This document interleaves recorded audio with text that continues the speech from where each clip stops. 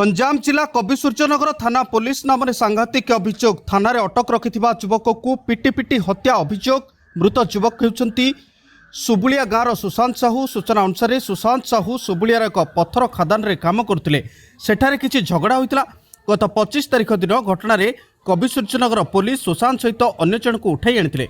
हेले सुशांत को गत 25 तारिख रु 31 तारिख जाए थाना अटक रखी तदंत आଳରେ निस्तुक माड मारिबा सहित देहरे गरम पानी ढाली देथिबा परिवार लोके अभियोग आनिछंती। गतकाली पुलिस सुशांत को परिवार लोक को हस्तांतर करथिबा बेले सुशांत स्वास्थ्य अवस्था खराब रहितला। गुरुतर अवस्था तांको ब्रह्मपुर एमकेसीजी मेडिकल को स्थानांतर करा जायतिला। तेबे सेठारे तांकर मृत्यु घटिछि।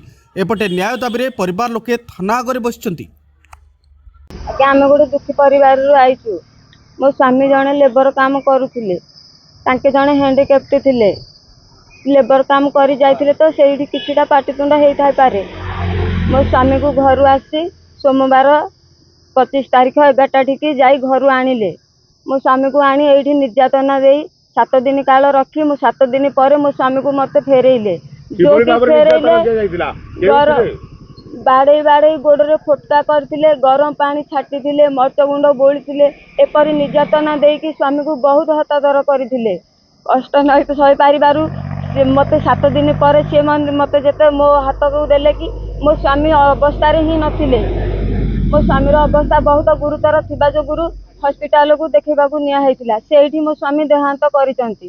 थाना को न्याय मागिया को आसी। मोर छोट छोट पिला दुईटी मु ताकू धइकरी कुआरे जीवी। मो पिला मानू को किए पोषिबो।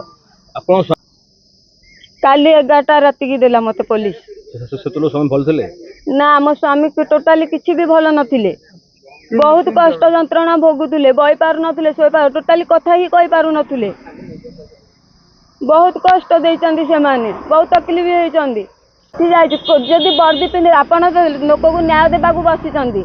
तमे तो लोक को न्याय देबा बदले तो अन्याय आज मोर छोट छोट पिला दुईटा को धइकरी मु कोठी की जिबि आज्ञा। मोर तो केही नाहंती। पुलिस ही मारिची। मते न्याय दरकार। मो पिला मानो को बापा दरकार। मते देई पारिबे कि से माने